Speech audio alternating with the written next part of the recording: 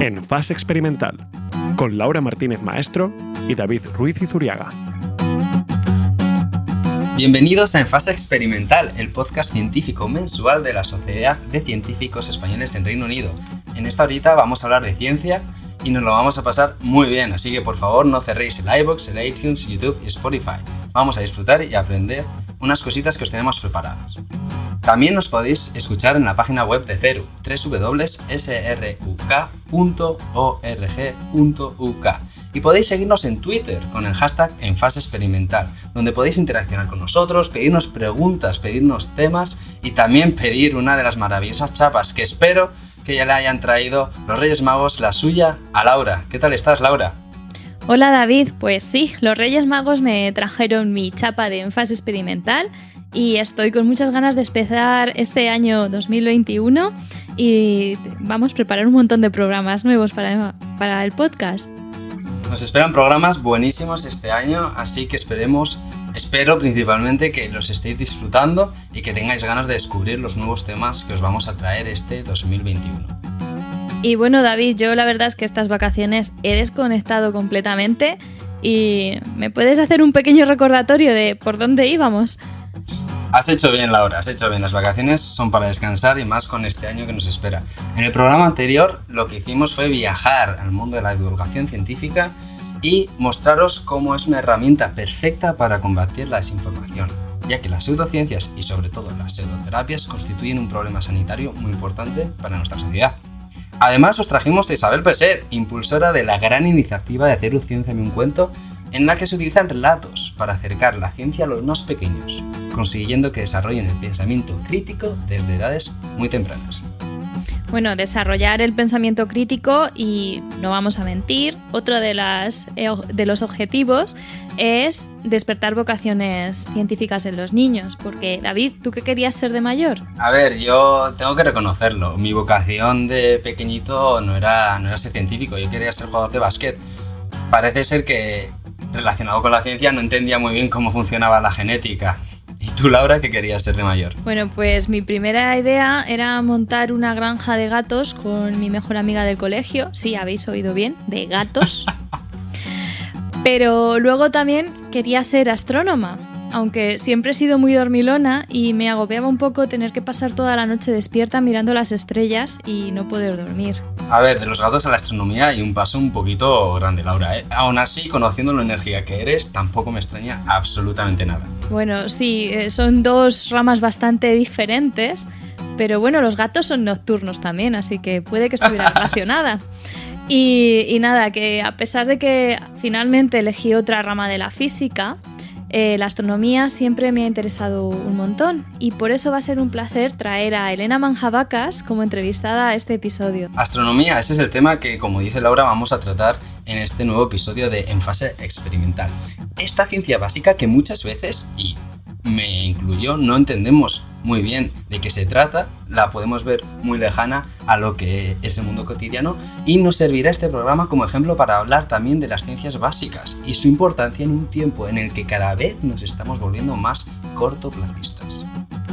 Así es, yo, David, tengo una anécdota que contaba uno de mis profesores favoritos de la carrera, José Manuel Sánchez Ron, que cuando la reina Victoria le dio dinero para investigar a Maxwell, no le pidió que descubriera una aplicación que le permitiera aparecer en el día de Navidad en todas las casas del reino para dar un discurso, pero, sin embargo, años después de las investigaciones de Maxwell sobre electromagnetismo, pues llevaron a que el discurso de la reina aparezca en todos los hogares de Reino Unido por la televisión. Indirectamente, Maxwell fue fundamental con su investigación básica. Y es este tema, relacionado a este tema, lo que he encontrado buscando noticias, una que apareció en El País en agosto de 2013 sobre por qué es importante buscar vida extraterrestre. Incluso aunque no la encontremos nunca. El santo grial de toda esta actividad es el descubrimiento efectivo de vida extraterrestre. Descubrimiento que, aunque no nos lo creamos, tendría profundas repercusiones, incluso filosóficas.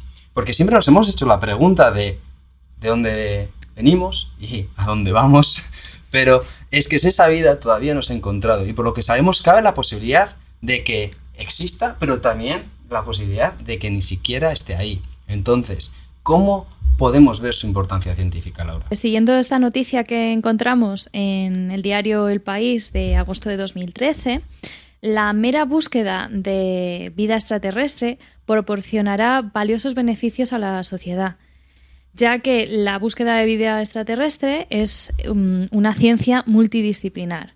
Para buscar esta vida se necesitan como mínimo astronomía, biología, geología y ciencias planetarias.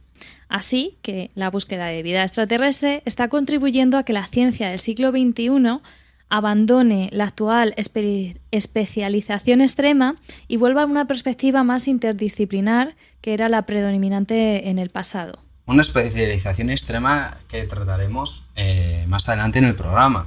Pero continuando con esta interdisciplinariedad, espero que lo haya dicho bien, en este caso, con las consecuencias, podríamos hablar incluso de la sociología. Tal vez avanzar en el conocimiento respecto al espacio exterior podría dar a esta sociedad una perspectiva diferente en esta rama. Por ejemplo, Adlai Stevenson, entonces embajador de Estados Unidos ante las Naciones Unidas, comentó sobre el mundo, cito textualmente, ante la sobrecogedora majestad del espacio exterior no podemos volver a ser nunca más una pandilla de países en disputa. Pues es una perspectiva claramente necesaria y es curioso ver cómo se habla de colonizar Marte sin haber sido capaces aún de poner un pie en el planeta rojo, ¿verdad? Es que somos lo mejorcito, lo que dices. Aún no hemos estado allá y ya estamos pensando en colonizarlo. Varios son los esfuerzos que están encaminados en hacer que el hombre o la mujer pise por primera vez la superficie de Marte en los próximos años. Sin embargo, puede que antes de que esto llegue a ocurrir, te tengo que decir que hay otras cositas que también tenemos que tener en cuenta. Igual tenemos que empezar a pensar en tener lechugas en Marte, porque sinceramente, no es broma, antes de colonizar Marte deberíamos lograr plantar lechugas allí. Vaya, conozco esa noticia. Es de una universidad de Reino Unido, ¿verdad? Así es. La Spaceflight Society de la Universidad de Southampton ha desarrollado un programa bajo el cual se intenta lograr plantar lechugas y que ésta crezca en las condiciones atmosféricas del planeta rojo. Esta es una investigación incluida en el proyecto Mars One, en el que se integran otros experimentos para conseguir entender mejor cómo podríamos sobrevivir en este planeta y cómo podríamos adaptarnos a este singular invernadero. Yo creo que es bastante necesario que si queremos llegar a Marte, pues seamos capaces de plantar algo y subsistir allí, ¿no? Aunque lechuga, podríamos haber elegido algo un poco más sabroso, ¿no? Yo no soy muy fan, la verdad, de la lechuga, pero sí que es cierto que proyectos como este, que pueden parecer irrelevantes en este momento, nos podemos concienciar que a largo plazo pueden ser fundamentales. Quedándonos en el espacio anterior y siguiendo con las noticias que hemos buscado para preparar la introducción a la entrevista en este programa, he encontrado otra que nos hace pensar un poco en las películas de catástrofes. Muy rollo apocalíptico, ¿no? Sí, eso es. Y es que, según una noticia que ha aparecido en el periódico 20 Minutos este agosto, nadie detectó el asteroide que más cerca ha pasado de la Tierra, que ocurrió también este mes de agosto. Según ha informado la NASA, en un comunicado, el asteroide pasó a casi 3.000 kilómetros sobre el sur del Océano Índico el domingo 16 de agosto. Pese a ser de un tamaño más bien pequeño, entre 3 y 6 metros de ancho, si hubiese estado en una trayectoria de impacto, probablemente se habría convertido en una bola de fuego al romperse en la atmósfera de la Tierra, nos indican. Bueno, ahora igual con estas amenazas exteriores podríamos ver un poquito más la importancia del estudio del espacio exterior, ¿no? Sí, la NASA calcula que existen cientos de millones de pequeños asteroides del tamaño del que casi impactó con la Tierra, que se llamaba 2020 QG, pero a su vez resultan muy difíciles de descubrir hasta que se acercan mucho a la Tierra. La gran mayoría de estas rocas, que se denominan NEA, por sus siglas en inglés, de asteroides cercanos a la Tierra, pasan de manera segura a distancias mucho mayores, incluso más lejos que la Luna. Bueno, igual están ya tan cerca que pueden suponer un serio problema que deberíamos tener en cuenta, la verdad. Sí, para Paul Chodas es genial ver cómo un pequeño asteroide que se puede acercar tanto porque podemos ver cómo la gravedad de la Tierra dobla drásticamente su trayectoria. Según los cálculos del Laboratorio de Propulsión a Chorro de la NASA, El asteroide giró unos 45 grados cuando pasó por nuestro planeta, agrega el científico. El asteroide fue detectado por primera vez como una ráfaga alargada en una imagen de cámara de campo tomada por el telescopio de exploración del cielo, que se llamaba, lo voy a decir de cualquier manera, Seguro que lo dices bien. Zwicky Transient Facility. Y dicha imagen fue tomada 6 horas después del punto de aproximación más cercano a la Tierra, cuando el asteroide ya se estaba alejando. Bueno, un poquito como la película de Armagedón, ¿no? Esa gran película. No se me paran las comillas, pero yo creo que ya se sobreentiende, ¿no? Este asteroide, la verdad, que igual no era muy grande, y esperemos que los más grandes pues no se cuelen. De poco nos va a servir...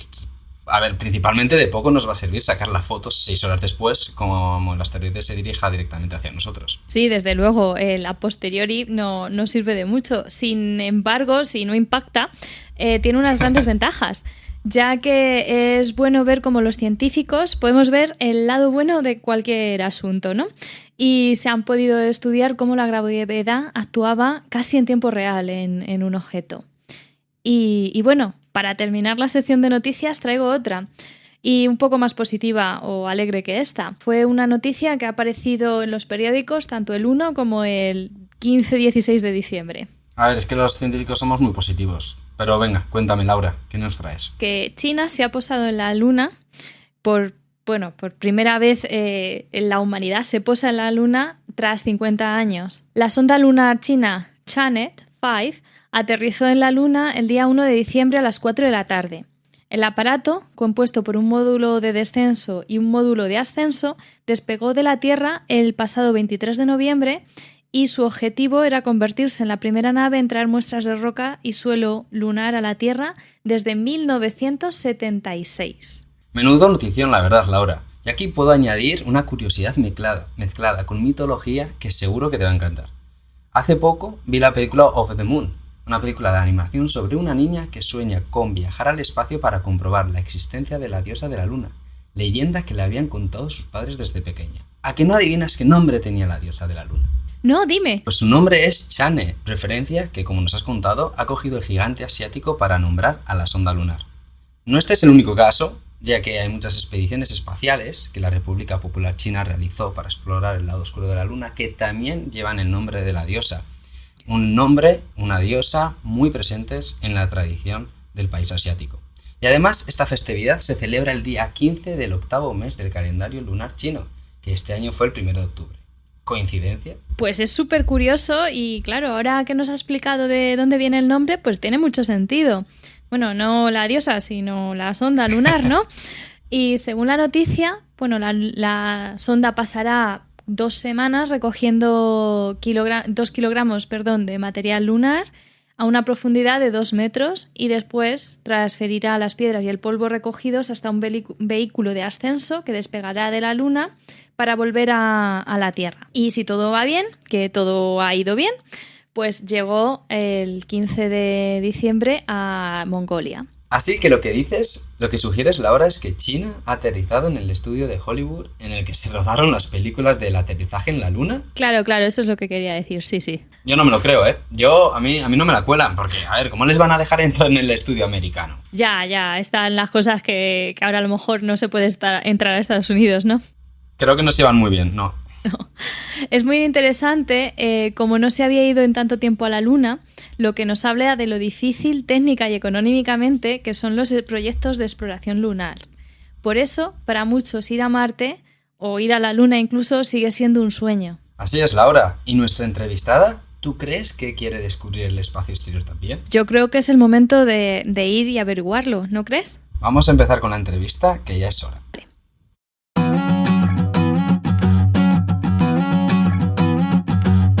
Estás escuchando En Fase Experimental, ciencia en español desde el Reino Unido.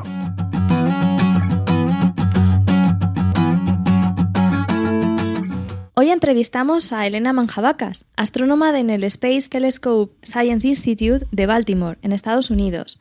Elena se licenció en Ciencias Físicas por la Universidad Complutense de Madrid en 2010 y en 2011 hizo el máster de Astrofísica entre la Universidad Autónoma de Madrid y la Complutense de Madrid. Tras ello, se mudó a Heidelberg, en Alemania, donde realizó su doctorado en el Instituto Max Planck de Astronomía sobre estrellas de baja masa, enanas marrones y exoplanetas. Tras completar su doctorado en 2015, se mudó al Instituto de Astrofísica de Canarias, donde realizó su primer postdoc en el telescopio de 10 metros de La Palma. En 2016 se mudó de nuevo, pero esta vez al Observatorio Stewart de la Universidad de Arizona, donde utilizaba el telescopio Hubble para seguir estudiando la variabilidad de enanas marrones. Desde enero de 2019 hasta octubre de 2020 la pudimos encontrar como astrónoma de apoyo en el Observatorio Keck de Hawái, mientras que desde octubre de este mismo año se encuentra en su puesto actual en Baltimore, trabajando como astrónoma en el Space Telescope Science Institute, ayudando a la preparación del telescopio espacial James Webb Space Telescope, el telescopio más grande que hasta ahora se había tenido en el espacio. Bueno, hola Elena, ¿qué tal estás? Hola, buenos días aquí en Baltimore. Pues muy bien, muchas gracias, encantada de estar aquí con vosotros hoy. Sí, lo primero queríamos darte las gracias por venir a En Fase Experimental, aunque sabíamos que no nos podías decir que no, porque una cosa que no hemos dicho aquí en la entradilla para ti es que Elena y yo nos conocimos cuando las dos estudiamos física, pero cada una estábamos en una universidad y haciendo una especialidad distinta. Sí, pero... así es. Hace ya mucho tiempo, ¿eh? Hace ya como 15 años o más. Sí, la verdad es que el tiempo corre y bueno, pues he podido seguir tu trayectoria desde los inicios de verdad, y que tienes una trayectoria que me apetecía traer a En Fase Experimental. Muchas gracias, Laura. Te lo agradezco un montón. Y bueno, para empezar con las preguntas, yo te voy a hacer una que antes, David y yo, antes de que llegaras, hemos estado hablando de lo que queríamos ser de pequeños.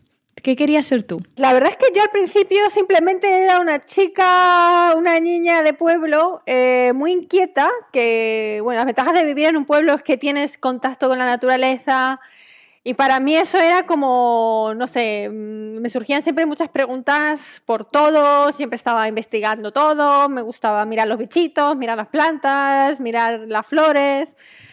Hasta que un día, gracias a uno de, bueno, pues los maestros de pueblo, ¿no? De antes que había, pues bueno, pues tocaba el tema. A mí me gustaban, por supuesto, mucho las ciencias, ¿no? Por aquello de la curiosidad.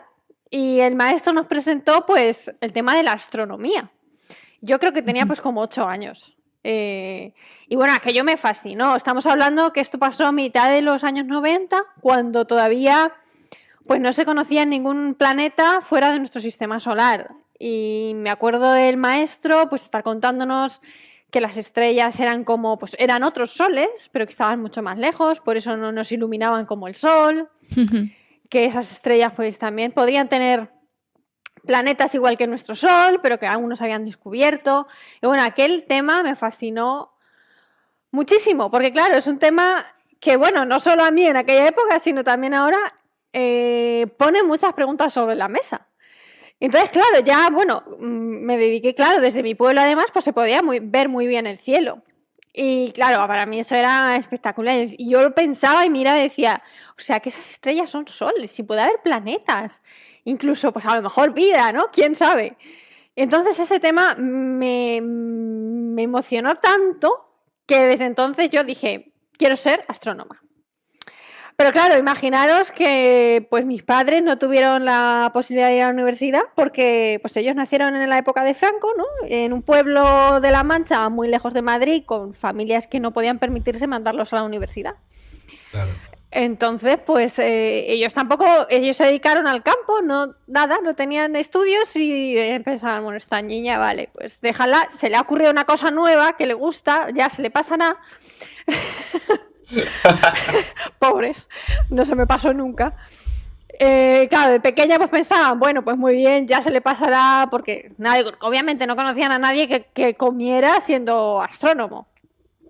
Claro. Pero yo seguí pues adelante con ello. Mi tío, que vivía y vive en Madrid, se dedicaba a traerme cositas, pues libros. Claro, en aquella época no había internet tampoco, entonces yo no podía ir a buscar a ver qué es la Luna, ni qué es Marte, ni qué es nada. No había Wikipedia ahí. No había Wikipedia, era Qué locura, qué locura. la biblioteca del pueblo y los libros que me traía mi tío, algún libro que me trajeron unos vídeos del universo y bueno, mi tío me compró un telescopio, que eso ya fue el no va más, que era como, bueno, o sea, todavía lo conservo y vamos, que desde entonces, desde yo qué sé, los 8 o 9 años, yo tenía muy claro, yo quería ser astrónoma y siempre desde entonces nunca se me ha ocurrido ni siquiera plantearme ser algo más. Porque siempre me ha encantado este tema y de hecho, cuanto más me he metido en el tema, más me gusta. Y como siempre hay preguntas abiertas, porque la astronomía, yo qué sé, quizás es la ciencia con más preguntas abiertas que tenemos, pues aquí sigo, la verdad que pues haciendo el sueño de mi infancia, realmente. Claro, preguntas abiertas y expectativas, ¿no? Seguramente la primera pregunta que se te hizo fue de tus padres diciendo, ¿y eso para qué sirve? ¿No? Justo. Pero primero, ¿qué hacen? Y luego, pues eso, ¿para qué? O sea, ¿a quién le sirve que alguien estudie pues las estrellas o el universo? O sea, eso es. Ese es otro problema, ¿no? Pues si hubiera dicho que quiero ser ingeniera, hubieran dicho, genial, pues vas a ver cosas materiales que vamos a ver, pero ser astrónomo es como una cosa muy teórica o muy lejana, ¿no? Muy desconectada. Claro. Volveremos a ese tema un poquito más tarde, porque sí que hemos hablado durante el principio de la entrevista de las ciencias básicas y la gran utilidad que tienen, que obviamente muchas veces no se ve. Pero siguiendo un poquito con tu formación académica, obviamente para ser astrónoma hiciste la carrera de física. Uh-huh. ¿Tú ya en la carrera de física te convenciste aún más de que querías seguir por la rama de la astrofísica, por esa especialización? Sí, también descubrí que era dura. La astrofísica es dura, tiene mucha física, obviamente, y es la típica rama que mucha gente cuando entra en la carrera, yo quiero hacer astronomía y tal, y luego ya cuando hacen las primeras asignaturas, pues descubre que aquello no era solo mirar al cielo. O sea, ¿tienes compañeros que se descolgaron? Sí, muchos, sí. Que se descolgaron en la carrera y que se descolgaron en el máster también. También, en el máster también incluso. Sí, bueno, yo misma iba para astrofísica. Cuando entré en la carrera era lo que quería hacer. Pero en mi caso es que se me cruzaron los láseres por el camino y dije, esto me gusta mucho más. Pero... Pasaste del mundo macro al mundo nano. Vamos a hacer láseres.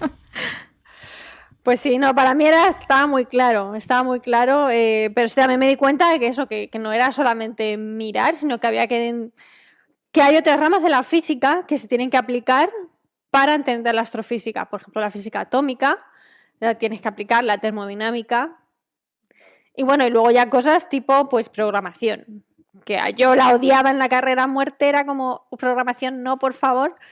Y ahora mi día a día es sentada en el ordenador programando. Pues ya que estábamos diciendo eso y que comentábamos al principio que tus padres les parecía muy marciano, vamos a decir, el trabajo de un astrónomo, ¿qué podía hacer un astrónomo? Cuéntanos un poquito cómo es tu día a día. Pues sí, pues mi día a día, esto me recuerda el meme que había circulando por ahí hace ya, yo creo que ya años incluso, que era como lo que mi mamá se piensa que hago, y sales ahí con el telescopio. Lo que mi jefe se piensa que hago, pues no hago nada. Bueno, así me recuerda eso. Y decía, lo que en realidad hago, mirar código todo el día. Y en verdad, bueno, el trabajo de un astrónomo depende también de la posición que tengas, ¿no? Pero es mucho delante de un ordenador, reduciendo datos. Hay una parte, siempre cuando uno hace prepara un proyecto de astronomía, digamos que el camino básico es, bueno, lo primero que tienes que hacer es escribir una propuesta para un telescopio donde quieras hacer tu proyecto y justificando muy bien por qué este proyecto es importante para la astronomía, por qué hay que hacerlo justamente ahora, por qué lo puedes hacer con el telescopio que tú estás proponiendo y a veces, ¿por qué este telescopio y solo este? O sea, tiene que ser una propuesta bien hecha. Luego eso entra a un concurso donde hay mucha gente que pone propuestas y hay un límite de tiempo, ¿no? Que pueden, pues obviamente las noches de telescopio son finitas. Entonces, al final, pues dan un número de propuestas. Si tu propuesta es aceptada, te toca ir a observar el telescopio. Esto ya depende del telescopio. Si es un telescopio clásico, te toca ir a observar el telescopio, pasar unas cuantas noches en vela tomando tus imágenes o tus espectros, lo que hayas propuesto en el proyecto. Y luego el siguiente paso es ya llevártelos a tu ordenador y ahí sí, pues reducir los datos, básicamente hacer un tratamiento de datos que consiste pues en, digamos, quitar las cosas espurias de las imágenes para poder analizar básicamente tu imagen con mucha precisión y poder saber pues si está pasando algo pues en los objetos que tú estás estudiando o no. Y ya con eso, una vez que has hecho tu análisis, pues se consiste en escribir digamos, un artículo científico que lo envías a una revista pues de cierto prestigio científico, donde el artículo es revisado con lupa y después de un par de iteraciones con un árbitro, pues se te publica, ¿no? Entonces este proceso puede durar varios años. Claro. Sí. El código que nos has comentado que escribes, ¿para qué lo utilizas? ¿Para el tratamiento de datos o para recogerlos cuando ya estás en el telescopio? Para tratarlos. Digamos que tratamiento de datos. Ajá, el telescopio tiene sus propios, digamos, programas para observar, programas de ordenador o códigos. Y luego, para hacer el tratamiento de datos, a veces también tiene un programa ellos que tú puedes usar, o si no, te toca hacerlo a ti. Pero también incluso hacemos cosas de programación para hacer gráficas. O sea, las gráficas no las hacemos en Excel ni nada. Se hacen, también es un código, ¿no? Y ya que estamos hablando de códigos, ¿qué lenguajes de programación serían más interesantes para alguien que esté pensando en estudiar astrofísica y diga, bueno, pues puedo intentar empezar a aprender ya los lenguajes de programación? Pues ahora mismo Python es todo el mundo lo que está usando. Es gratis, entonces te lo puedes instalar gratis sin ningún problema y empezar a practicar cuando quieras. Eso es una ventaja porque cuando yo empecé a programar hace 15 años, tú te acordarás, Laura, de lo que lloraba yo con la programación, pues las cosas que había eran todas de pago, entonces tú no podías instalártelo en tu ordenador y practicar, ¿no? Y es parte del problema. Ahora pues ya es todo Python, todo el mundo puede acceder. Hay 1000 tutoriales cómo empezar a usar Python, cómo empezar a hacer cositas y la verdad es que está súper bien. Así que animo a todo el mundo que quiera empezar en este mundo, pues que empiece a mirar vídeos, porque ahora mismo con YouTube, vamos, prácticamente lo puedes aprender todo por tu cuenta. ¿Nos puedes contar algún avance o descubrimiento que te haya causado mucho furor y que te haya gustado mucho de tu carrera científica? Me dedico como ha dicho Laura al principio, a las enanas marrones, los planetas, estrellas de baja masa. Para mí, obviamente, bueno, yo era muy pequeña cuando todo esto pasó, ¿no? Porque fue lo que os he contado antes, cuando mi maestro dijo que podía haber exoplanetas, pero que no se habían descubierto. Bueno, pues fue como ese año o el año después que se descubrieron los exoplanetas. ¿Qué es lo que pasó? Que claro, es difícil, porque estamos hablando de intentar, es como si intentas ver una luciérnaga que está dando vueltas al lado de un faro. Es como prácticamente imposible de ver, ¿no? Entonces, claro, hasta que se empezaron a descubrir planetas de manera masiva, eso pues ha tardado mucho. Entonces, ahora estamos ya después de varias misiones espaciales, pues de Kepler, ya Hubble, que no se inventó para estudiar exoplanetas, pero está estudiando exoplanetas. Pues ya hemos descubierto un montón de sistemas planetarios que no se pensaban ni que podían existir, porque no se parecen en nada al sistema solar. Entonces, para mí, una de las cosas más fascinantes de la astronomía en particular es que siempre se las apaña para darnos una cachetada figurativa, ¿no? En los prejuicios que tenemos sobre cómo tienen que ser las cosas, ¿no? Entonces, siempre, pues, la astronomía hace muchos años dio una cachetada a la humanidad porque pensábamos que éramos el centro del universo y en realidad Galileo descubrió que no lo éramos. Y sigue siendo así. Entonces, con el tema de los exoplanetas, nosotros estamos que si buscamos tierras, que si no sé qué. Y en realidad, hasta ahora, lo que hemos descubierto es de todo, menos sistemas parecidos al sistema solar. Entonces, a mí lo que me gusta de la ciencia no solamente son los descubrimientos en sí, que hay descubrimientos súper emocionantes que no se esperaban, pero lo que más me gusta es, de alguna manera, la trascendencia filosófica que eso tiene, ¿no? Y como que siempre nos dice, mira, la humanidad pensaba esto y se empeñaba en buscar esto y en realidad es que las cosas no son así. Tenéis que ser humildes y estar con la mente abierta a lo que os pueda venir. Claro, sí, al final, además el tema de la astronomía surge principalmente por las primeras preguntas que se hizo el ser humano, ¿no? De dónde Exacto. venimos y a dónde vamos. Exactamente, exactamente. Has mencionado un poquito que trabajas con enanas marrones y estrellas de masa baja. Por entrar un poco más en materia, ¿nos puedes explicar un poco qué son estos términos? ¿Qué significan? Sí. Pues a ver, para definir lo que es una enana marrón, primero hay que definir lo que es una estrella, ¿no? Que al final es un objeto celeste que se formó por el colapso de una nube de gas y polvo. Una nube de gas y polvo que estaban en el espacio. Hay muchas ahora mismo. Si, por ejemplo, ahora que es invierno sales a observar el cielo, se ve Orión, el cinturón de Orión. En el cinturón de Orión hay una nube de formación estelar donde están formando muchas estrellas. Bueno, pues una nube similar de gas y polvo, las típicas, que también hay fotos del Hubble, sobre nubes de colores, ahí se están formando estrellas, ¿no? Entonces ahí está colapsando este gas y este polvo que va a dar lugar a una estrella.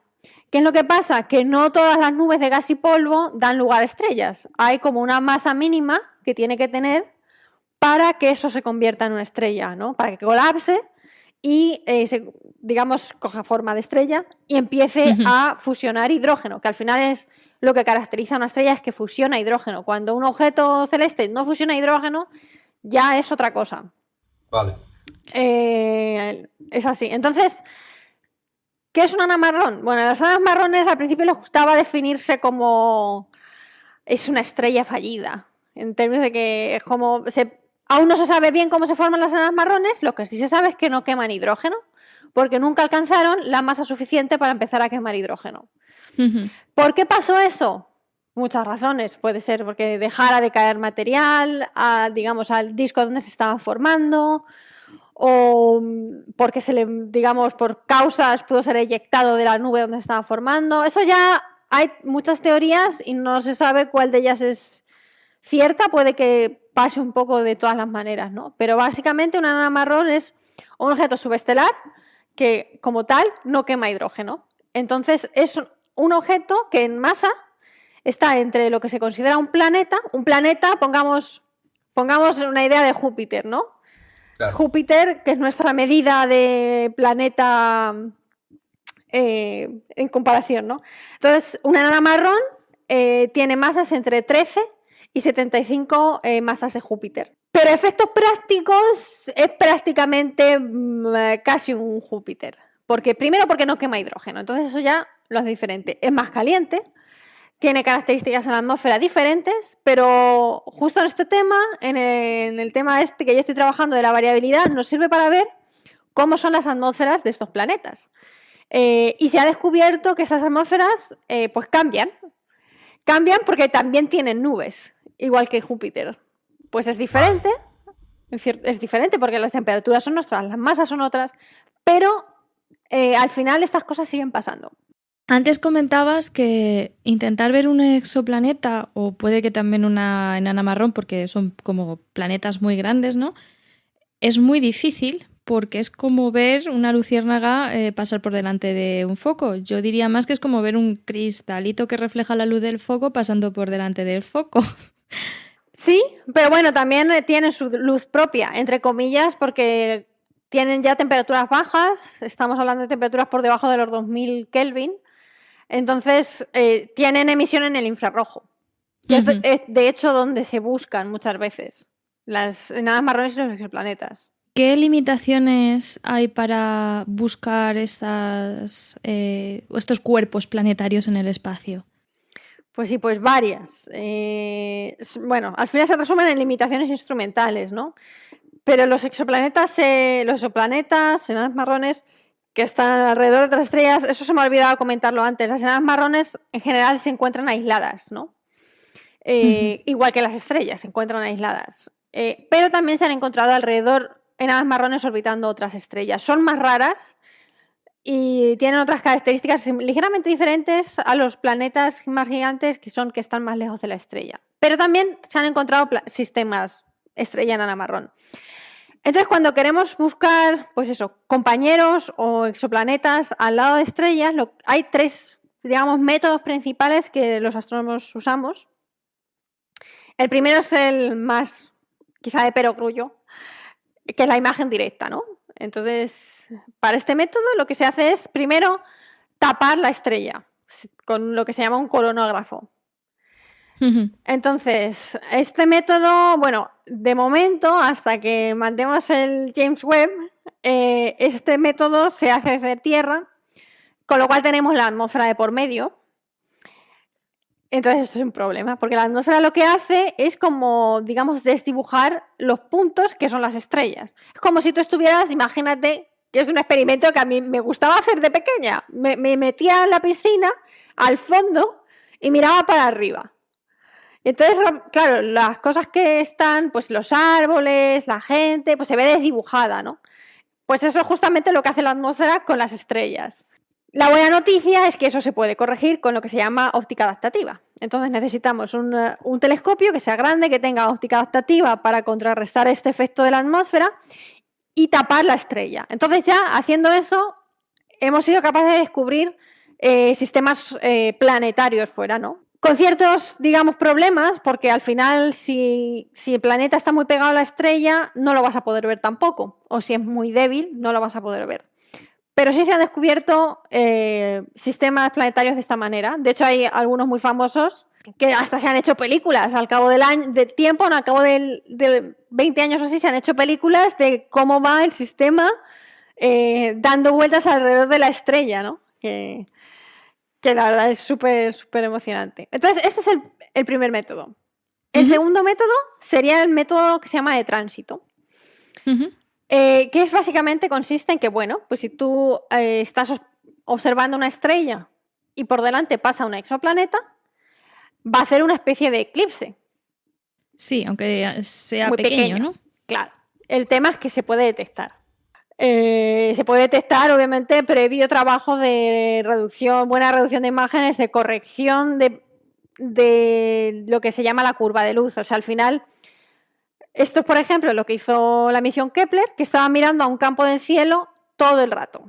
Entonces, manda imágenes de todo el campo del cielo durante mucho tiempo y de cada estrella se puede sacar lo que se llama curva de luz, que consiste básicamente en medir el brillo de la estrella con el tiempo. Entonces, si esa curva de luz cambia, el hecho de que pase un exoplaneta por delante crea una curva de luz muy característica, ¿no? Porque es básicamente baja el brillo durante un instante, pero un periodo relativamente corto de tiempo y luego ya vuelve otra vez a tener, ¿no? A tener el brillo que tenía antes. Entonces así se han descubierto muchísimo. De hecho, la mayoría de los exoplanetas se han descubierto así. Y también es periódico, ¿no? Porque Exacto. pasa cada año de ese planeta por delante de su Sol. Exacto. De hecho, para confirmar un planeta por el método del tránsito, no sé si tiene que... Por lo menos 2 veces tiene que pasar por delante. O sea, es mirar completamente el Sol, continuadamente hasta que ves un cambio de iluminación, ¿no? Exacto. Pero bueno, o sea, el concepto es fácil. Luego, ¿qué pasa? Pues que las estrellas tienen manchas y que las estrellas tienen flares. Y entonces, claro, pues eso también afecta a la curva de luz. Y al final hay otro trabajo que es, digamos, distinguir o saber, sí, exactamente, distinguir en la curva de luz qué es una mancha, qué es un flare, qué es otra cosa, qué es un planeta. Pero este método, básicamente, ahora mismo tenemos como 4.000 y pico candidatos, confirmados varios miles de exoplanetas, y se han descubierto la mayoría usando este método porque es muy efectivo, puedes hacer muchas a la vez y es muy fácil, es simplemente mirar. Vale. Y el tercer método es el método de velocidad radial, que es un poquito más complejo. Pero básicamente consiste, primero tienes que sacar, así se descubrió de hecho el primer exoplaneta. Tienes que sacarlo primero a un espectro de tu estrella. El espectro es un arco iris, básicamente, de la estrella. No sé si habéis visto el arco iris del Sol, por supuesto tiene todos los colores, pero si ya te fijas, más al detalle, sobre ciertos colores tiene rayitas negras. Sí, es como un código de barras de la atmósfera del Sol. Exactamente, es como un código de barras. Sobre el arco iris, digamos que es el espectro de la estrella en este caso. Entonces, cada estrella pues tiene su código de barras característico con sus líneas. Entonces, ¿qué es lo que pasa? Que si hay un exoplaneta dando vueltas alrededor de esta estrella, ese código de barras se mueve izquierda y derecha con el tiempo, conforme pues, el planeta va orbitando alrededor de la estrella. Y es ahí cuando se descubren los exoplanetas. Entonces, hay muchos programas que es básicamente sacar espectros de estrellas pues cada cierto tiempo, y se van comparando los espectros de esas estrellas con el tiempo, y si se ve este desplazamiento de las líneas, se puede decir, pues aquí tiene que haber un exoplaneta de tal masa porque está produciendo, digamos, este efecto Doppler o este desplazamiento en las líneas del espectro de la estrella. Y este es el segundo método con el que más exoplanetas se han descubierto hasta la fecha. Joder, ahora que has comentado el tema de eso, de sacar fotos en un periodo de tiempo y ver las diferencias, a mí de la astrofísica hay siempre algo que me ha encantado y me ha desbordado, que es que al final lo que estáis haciendo cuando miráis al espacio con estas técnicas es tener fotos del pasado. O sea, sí, lo que veis no es algo que esté sucediendo ahora, sino es fotos que son fotos del pasado, como si se tratara de un viaje en el tiempo, ¿no? Uh-huh. Explícanos cuál es la explicación tras esta idea. Pues muy fácil. El problema, entre comillas, es que la luz viaja a una velocidad límite. Tiene una velocidad límite, que todo el mundo sabe, 300.000 kilómetros por segundo. Entonces, claro, ¿qué es lo que pasa? Que la luz salió de la estrella hace X años y tarda un tiempo en llegarnos a nosotros. Con lo cual, lo que estamos viendo salió de la estrella hace, pues, los años que sea, dependiendo de lo lejos que esté. Incluso el Sol. El Sol que está aquí al lado, tú miras el Sol ahora, así por la ventana, y esa luz que te está llegando a ti ahora salió del Sol hace 8 minutos. Entonces es simplemente, el problema es pues, que la luz tiene una velocidad límite. Y entonces pues con el Sol son solamente 8 minutos porque está muy cerca, pero si miras al resto de estrellas del cielo, pues puede que fueran, pues dependiendo de los años luz a la que esté, la estrella más cercana hace 4 años. Claro, o sea, que cuando el Sol se extinga, pues aún tendremos 8 minutos más de vida, vaya que... Sí, básicamente. Tenemos 8 minutos para salir corriendo a buscar otro Sol. Eso es. Seguro que no da tiempo. Sí. Encima nosotros que somos de esperar hasta el último minuto, pues mira, tenemos 8 más. Los 3 métodos estos que nos has contado son los 3 métodos que estamos utilizando a día de hoy, pero con el telescopio que estáis construyendo ahora, ¿vamos a tener otro método nuevo? Probablemente no. Hay telescopios que se dedican a un método en concreto. James Webb se va a dedicar sobre todo a la caracterización de las atmósferas de los exoplanetas, que para eso básicamente hay que hacer espectroscopía. Entonces ya van a ser planetas que se conozcan, se sepa que pueden ser interesantes si se quieren estudiar más a fondo.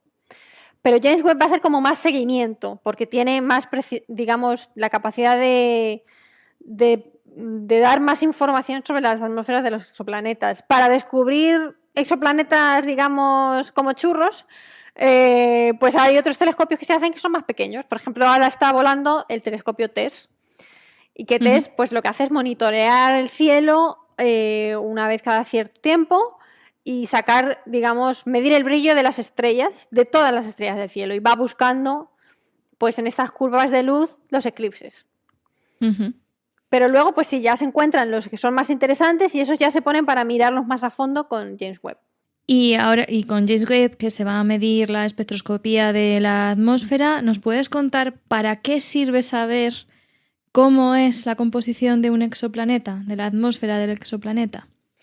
Pues sí, a ver, obviamente pues sirve para comparar con lo que ya conocemos, básicamente, con lo que tenemos en nuestro sistema solar. O sea, no hay ninguna razón que yo te pueda decir práctica, pero sí que mientras se intenta, digamos, desarrollar instrumentación para hacer eso, pues se desarrolla instrumentación que luego se aplica a otras cosas.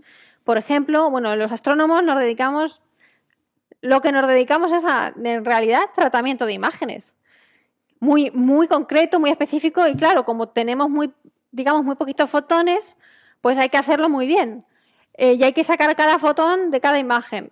Esos tratamientos, luego esos métodos de análisis de imágenes se pueden aplicar para otras cosas, por ejemplo, para la medicina. De hecho, tengo una amiga que antes era astrónoma y ahora se dedica a hacer este tipo de cosas. Se dedica a análisis de imágenes para el cáncer.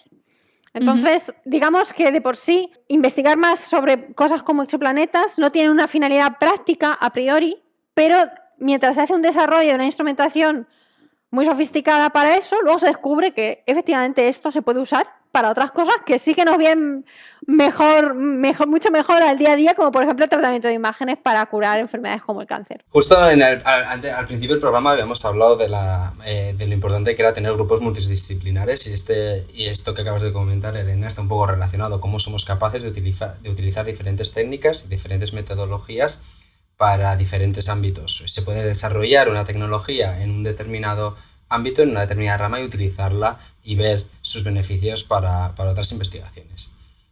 Has comentado un poquito el James Webb de este proyecto, de este telescopio espacial, y por qué son tan grandes las expectativas que trae. Wow, porque es que es el telescopio más grande que se ha puesto nunca en el espacio. O sea, para que haya un precedente y podáis hacer una idea, ¿no? Escalando, vale. El telescopio espacial Hubble, ¿vale? Todas las imágenes bonitas del cielo que se publican, que se ven, están hechas por el Hubble, la mayor parte de las veces. El Hubble es un telescopio pequeño, 2 metros. Nunca se pensó, porque no se concebía que fuera a estudiar exoplanetas, ni cosas que está estudiando, que jamás, ese telescopio no estaba pensado para eso, ¿no?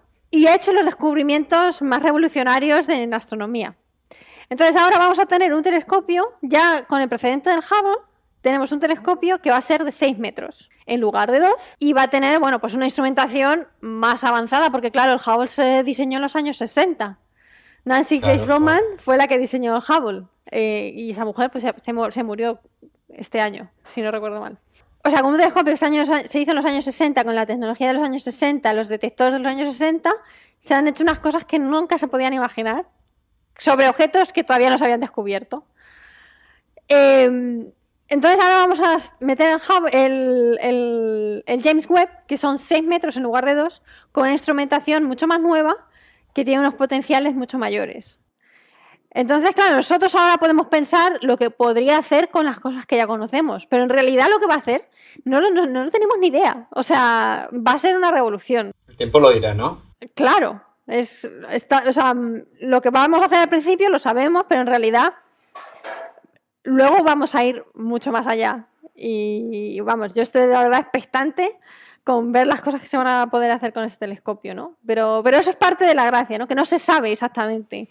Se sabe que probablemente sea tan impresionante que si viniera alguien de futuro y nos lo contara, dirías, no, eso es imposible. Como cuando les hablamos a nuestros abuelos sobre los teléfonos móviles, ¿no? Exacto, algo así, sí. Pues preparándome un poquito la entrevista, he encontrado, y cambiando un poco de tema, yendo un poco más a lo que puede ser la divulgación científica en una ciencia básica como esta, he encontrado el vídeo en el que una astrofísica sale a la calle a preguntar a la gente cuál creen ellos que es la importancia de esta rama, de esta ciencia básica, de este conocimiento sobre la astronomía. ¿Y cuál es la respuesta que nos darías tú? Pues esa es muy buena pregunta. Eso es lo que, por supuesto, a mí me han preguntado en mi casa 1000 veces. Parcialmente ya la he respondido antes. O sea, es desarrollo tecnológico que luego se aplica a otras disciplinas, como por ejemplo la medicina. Y luego, pues, hay, por ejemplo, ahora, pues por el móvil. ¿Quién puede vivir hoy día sin un móvil? Pero ¿cómo funciona un teléfono móvil?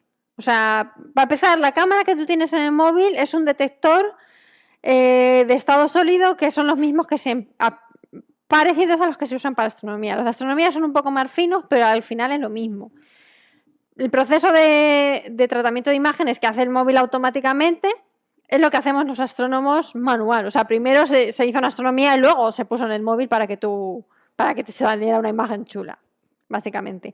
Pero ya no solo eso, sino, por ejemplo, el posicionamiento de los satélites, que claro, obviamente para que el móvil te diga dónde estás y poder usar Google Maps, necesitas al menos 3 satélites, pero esos satélites, ¿cómo saben dónde están? Saben dónde están porque la referencia que usan son unos objetos que se llaman cuásares, que son unas galaxias muy lejanas, digamos, son el inicio de las primeras galaxias que se formaron en el universo. Y como están tan lejos, bueno, todo el universo se mueve, pero cuanto más lejos está, menos se mueve, ¿no? Es como lo mismo que cuando pasas por la carretera en el coche, las cosas que están cerca parecen que mueven más deprisa que las que están lejos, ¿no? Claro. Es el mismo efecto, solo que estos cuásares están lo más lejos que te puedas imaginar, con lo cual prácticamente se considera que están fijos. Con lo cual son puntos de referencia pues, para estos satélites que luego tú usas en Google Maps pues para ir al sitio que tú quieras, ¿no? O sea, estamos utilizando galaxias que están a millones de años luz para saber dónde está la panadería más cercana, vaya. Pues sí, para navegar por la Tierra, sí. Para que luego nos preguntemos para qué sirve investigar en ciencia básica. Exacto. Pues para luego tener aplicaciones que nuestros abuelos no podrían haber ni imaginado. Exacto. Pues imaginad cuando nosotros seamos abuelos, lo que tendremos.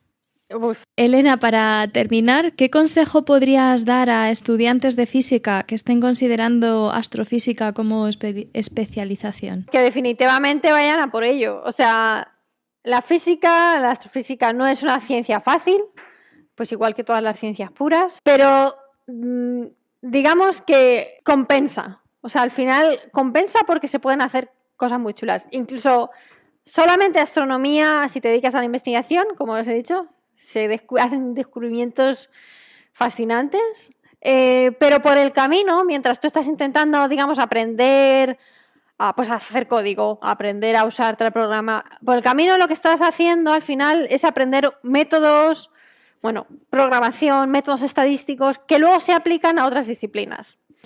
El trabajo ahora mismo donde más se nos cotiza a los astrónomos que dejamos la ciencia es de data scientist, que es una cosa que está súper de moda ahora mismo. Claro. ¿Por qué? Porque los astrónomos ya nos dedicamos somos data scientists del universo. Simplemente pues lo puedes aplicar a lo que tú quieras. Bueno, malo, para hacer cosas más productivas, menos productivas, sociales, lo que tú quieras. Entonces, la astronomía y la astronomía te obliga a aprender, al final se puede aplicar a millones de campos. Entonces, que por supuesto vayan a por ellos. O sea, es una cosa como muy gratificante, es un campo muy gratificante por lo que se descubre y también por lo que se aprende, ¿no? Esa multidisciplinariedad de la que vamos a hablar en la tercera parte del programa se puede ver en la astronomía perfectamente, como nos acabas de decir, Elena. La verdad que no solamente es la ciencia en sí, sino todo lo que aprendes, todas las herramientas que utilizas en una ciencia básica como la astronomía, que te pueden servir muchísimo para tu carrera profesional. Exactamente. Elena, te hemos presentado y hemos dicho que estudiaste en Madrid, después estuviste en Alemania, después estuviste en Canarias, después en Arizona, en Hawái y ahora en Baltimore. ¿Tienes ganas de volver a España? ¿Has visto que hay muchas más oportunidades fuera? ¿Te quieres quedar fuera para siempre? ¿Cuáles son tus planes? Bueno, esa es una buena pregunta. A mí me encantaría volver a España, me encantaría. Pero es verdad que no hay tantas oportunidades y es muy competitivo, porque obviamente a los españoles nos gusta mucho nuestro país. Entonces es competitivo. Pero yo no pierdo la esperanza. Tengo ahí mis posibles planes para volver y me encantaría volver en un futuro. Me ha gustado mucho la experiencia de estar en el extranjero. He aprendido mucho no solo sobre el extranjero, sino también sobre mí misma. Así que es una experiencia que le recomiendo a todo el mundo. Te abre mucho la cabeza, las expectativas, aprendes idiomas, conoces a gente de todo el mundo y te ayuda también a valorar lo que tenemos en nuestra propia casa en España, que muchas veces los españoles somos un poco críticos con nuestras propias cosas, ¿no? Con nuestro propio país, que hay que serlo, pero también con una mirada un poco de cariño, de decir, bueno, en el resto del universo, en el resto del mundo, las cosas tampoco son perfectas, ¿no? Así que nada, sí, me encantaría volver, pero bueno, vamos a ver si es posible. Ojalá. Algún día. Algún día. Yo creo que vamos a acabar aquí la entrevista. Muchísimas gracias, Elena, por venir al programa de En Fase Experimental. Muchas gracias a vosotros por invitarme. Y te deseamos muchísimo éxito con el nuevo telescopio que estás trabajando en él y esperamos los resultados de sus descubrimientos y a ver si puede ser que descubramos cosas alucinantes que ni siquiera podemos imaginar. Seguro que sí, estoy convencida.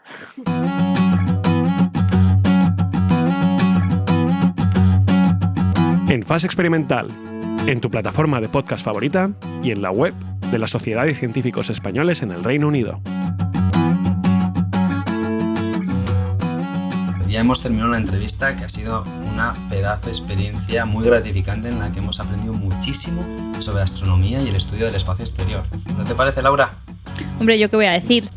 Tú ya estabas ganada incluso antes de la entrevista. Sí. Pero bueno, la verdad es que a Elena la invitamos al programa porque la había escuchado yo hablar en otras charlas y me parecía súper interesante tanto su trabajo como el tema en sí. Lo bien que habla de un tema tan complicado como puede ser la astronomía, que cuanto más difícil es la investigación que lleva a cabo un científico, más complicado a su vez puede ser reducirla y simplificarla para que gente no especializada en ese tema la pueda entender. Y este es un tema, la verdad, valga la redundancia, muy interesante en el que podemos charlar ahora un poquito, ¿no? Sobre esta especialización extrema que se ve en la ciencia. Justo iba a decir que un buen científico tiene que ser también un buen comunicador y la comunicación no tiene que ser solo, como ya comentamos en programas anteriores, comunicarles a tus compañeros de laboratorio lo que estás haciendo, sino ser capaz de ir al pueblo llano y contarles qué estás haciendo. Y esto de la especialización extrema que nos está llevando pues que cada vez conocemos más la ciencia y ser incapaces de comunicar nuestra ciencia, yo creo que hay una manera de evitarla: construir equipos multidisciplinares. Equipos multidisciplinares, ¿a qué te refieres? A trabajar en un grupo de investigación en el que no todos sean, voy a decir físicos porque yo soy física, que no todos sean físicos, sino que haya físicos, biólogos, geólogos, químicos, y que entonces en las reuniones de grupo pues le tengas que explicar tu investigación a alguien que no es exactamente de tu tema, pero también que tú tengas que entender un poquito la investigación de los demás.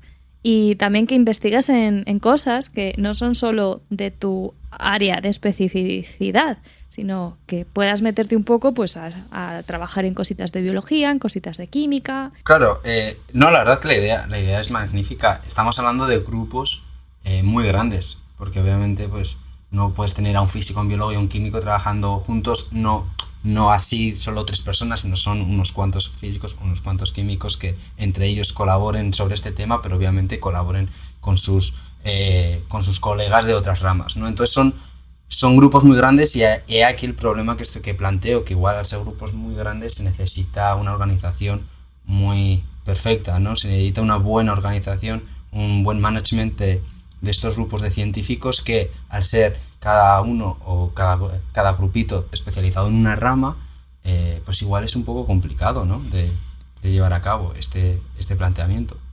Bueno, sí, es complicado, pero también, como hablamos en algún programa anterior, la clave en muchísimas cosas de la vida es tener un buen liderazgo. Con un buen liderazgo y un buen pues management, como has dicho tú justo antes. Es que ya me sale, no lo puedo evitar, es un problema. Yo creo que es más fácil, ¿no? Pero siempre va a ser más complicado un laboratorio de 20-30 personas que un laboratorio de 3. Sin embargo, la ciencia que pueden elaborar un laboratorio de 30 personas va a ser muchísimo más avanzada, mucho más a la vanguardia que un laboratorio muchísimo más pequeño. Sí, que los nuevos tiempos lo exigen, vaya. Vamos a dejarlo así, que los nuevos tiempos y los nuevos retos lo exigen esa multidisciplinariedad. Sí, es una palabra bastante difícil, ¿eh? Sí, no la voy a decir otra vez, no me la quiero jugar, es que yo también no me la juego. Otro tema un poco asociado a esos problemas de organización es un poco que proyectos tan grandes también requieren mucha preparación y requieren mucho desarrollo, lo que a su vez supone mucho tiempo. mucho tiempo, bueno, el tiempo es un parámetro que suele ser un problema en la ciencia, ya que tanto en la ciencia como en otras ramas como la política, el cortoplacismo está demasiado presente, ¿no te parece? Sí, lo hablábamos esta temporada, estábamos dando como vueltas a estos temas, pero porque son los temas que son los temas de la ciencia actual. Claro. Entonces nos hemos vuelto tan inmediatos, no sé si a lo mejor también las redes sociales tienen un poquito de culpa, somos súper impacientes y necesitamos resultados ya, para ayer. Entonces, la ciencia no funciona así y a veces se necesitan años, pero cuando hablo de años, estamos hablando que la sonda Voyager salió antes de que yo naciera y todavía está mandando imágenes y todavía es una misión espacial que sigue, pues sigue, ¿no? Pero que tú eres muy joven, Laura, eso tampoco... Estoy jovencísima. Tampoco es tanto. Pero yo ya tengo la edad de que una persona haya tenido toda su vida laboral. Así que no estamos hablando de que haya proyectos que se extiendan más allá de una tesis, que son 3-4 años. Estamos hablando de proyectos que se extienden más allá de la vida laboral de un investigador. Es una barbaridad, la verdad. Y es una filosofía demasiado implementada, ¿no? Como has dicho, son temas que igual estamos tratando en cada programa, que puede sonar repetitivo. Y lo veíamos también con el tema del COVID-19. Ahora no merece la pena dar dinero en grandes cantidades a la investigación del COVID cuando igual en el pasado no se ha fomentado tanto, ¿no? El tema, la investigación respecto a las pandemias, ¿no? Como hemos dicho anteriormente también, la ciencia no es un árbol.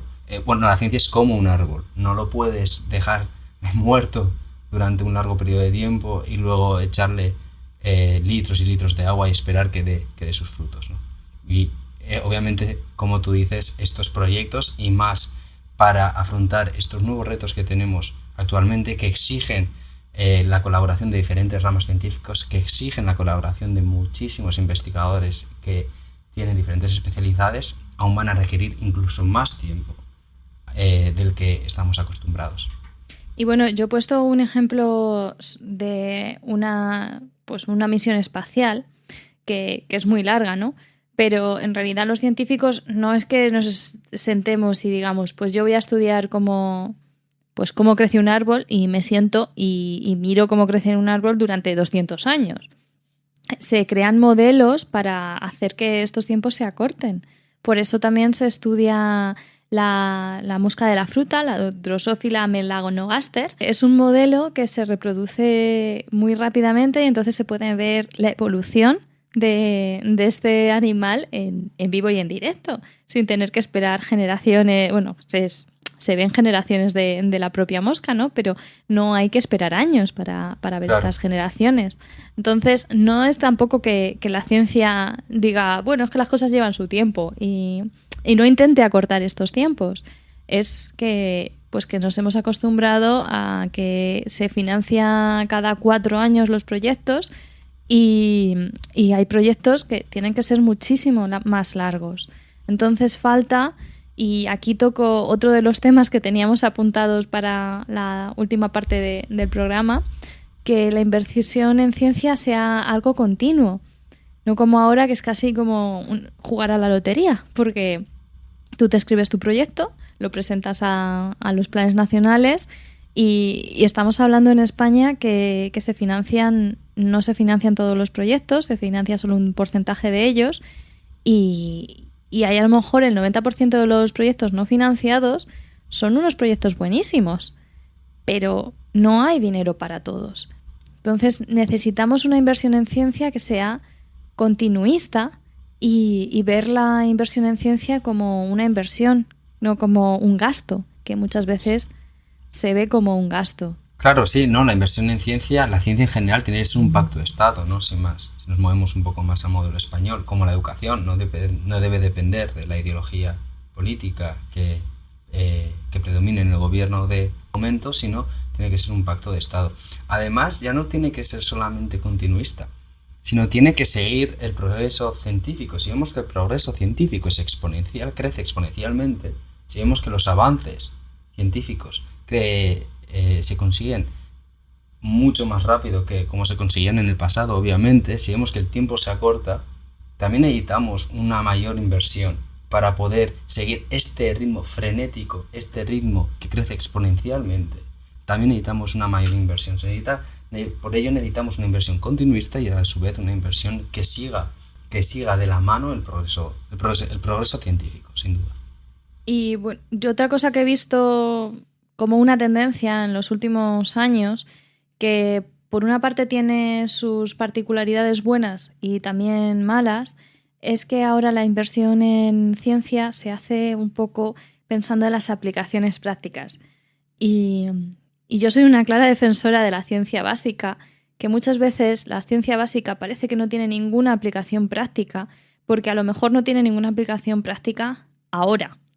Lo cual no quiere decir que dentro de, y voy a decir 200 años, y sé que 200 años son muchos, pero a lo mejor dentro de 200 años es el descubrimiento que se necesitaba para, pues, el holograma cuántico, que voy a decir una cosa que no tiene así mucho sentido, pero que a lo mejor dentro de 200 años pues es parte del día a día. Y esto pues lo comenté al principio del programa con Maxwell estudiando el electromagnetismo y también lo hemos visto con Mójica estudiando la regulación de las bacterias. Yo soy física, no bióloga, voy a decir regular, pero que llegaron al CRISPR-Cas, que ha sido el premio Nobel de 2020 en química. No a él, sino a los que desarrollaron la técnica. Pero que claro, las aplicaciones que son básicas, la ciencia básica, pues es muy importante. Y cuando estamos diciendo que parte de la inversión en ciencia es financiación de empresas, pues a lo mejor no tenemos que las empresas quieran invertir en proyectos que no tengan una aplicación, vamos, que el CEO de la empresa pueda ver en vida. Claro. Ya no digo solo los políticos, sino también eso, que los empresarios, pues puede ser que digan, pues esto que estamos viendo a 50, 100 años vista, no quiero invertir en ello, necesito algo que se vea antes. Obviamente por eso también se necesita una ciencia por la que apuesten los gobiernos, no solamente las empresas, que igual sí que esperan un resultado más a corto plazo, sino más desde la política se necesita que se apueste por la ciencia. Tú misma echabas a 200 años lo que podemos descubrir hoy, pero es como tú misma también has comentado con el ejemplo de Maxwell, miremos todos esos descubrimientos que se hicieron hace 200 años y que siguen vigentes, que siguen intactos. O sea, hay muchísimos de ellos. Y es que es muy difícil hacer predicciones en la ciencia y nunca se sabe dónde va a saltar el mayor descubrimiento. Esto es algo una anécdota sobre Lord Kelvin, que dijo en 1900 que la física ya había muerto, que ya se había descubierto todo lo que se tenía que descubrir y que a partir de ahora, pues que a lo mejor conseguíamos pues racanearle unas cifras decimales a alguna constante, pero que ya. Y poquito después se descubrió toda la física cuántica y bueno, también toda la física relativista. Así que cuando parece que algo ya está, pues descubres que para nada. Bueno, haciendo un poco de abogado del diablo, sí que es cierto que, como hemos comentado anteriormente, la idea de ese ritmo frenético, de ese crecimiento exponencial en el avance científico, también nos permite empezar a desmentir ideas que surgieron en el pasado a mayor velocidad. Pero sí que es cierto que sigue habiendo muchas de ellas que surgieron hace cientos de años y que están siendo completamente válidas, y lo mismo pasará con las ideas que saquemos ahora en el futuro. Yo voy también a volver un poco al principio con lo que hemos empezado en La Buena Pluma, sobre la especialización y la interdisciplinaridad, y vamos a entonar el mea culpa o no, ¿no? David, poquito. ¿Tú trabajas en un grupo que es interdisciplinar o sois todos químicos? La verdad es que todos estamos en el mismo ámbito, en el mismo ámbito científico de la corrosión, sí. Pues ya sabemos que eso hay que intentar cambiarlo. Yo también ahora trabajo en un laboratorio de física ultra rápida, donde somos todos físicos, pero yo hice mi tesis en un grupo multidisciplinar de químicos, físicos y biólogos. Yo espero poder volver en el futuro a trabajar de forma multidisciplinar porque aprendes un montón de otras disciplinas. Al menos ¿Tú has visto palabras. los beneficios, no? Sí, yo he visto los beneficios. Además, el grupo donde yo hice la tesis es uno de los mejores grupos de España en lo suyo y es por cómo trabajan. Con esta experiencia nos quedamos, Laura, con esta experiencia que nos acabas de comentar, con este mensaje tan importante sobre trabajar en grupos multidisciplinares, sobre trabajar y apostar por proyectos que involucren gente de diferentes especialidades para hacer frente a estos retos cada vez más complicados que tenemos actualmente en el mundo científico. Así es, David. Y bueno, sin olvidarnos de la ciencia básica, que aunque parezca que no sirve para nada, pues nunca sabes para qué superaplicación las van a poder usar nuestros nietos. Y con esto acabamos el episodio de hoy, el ya número 50 de En Fase Experimental. Y esperamos veros el mes que viene en un nuevo programa. Muchísimas gracias a Carlos por hacer que se nos oiga tan bien y a Bea por hacer posible que sigamos aquí, gracias a la directora de prensa. Y nada más, que la ciencia os acompañe. En Fase Experimental, cada mes en tu plataforma de podcast favorita.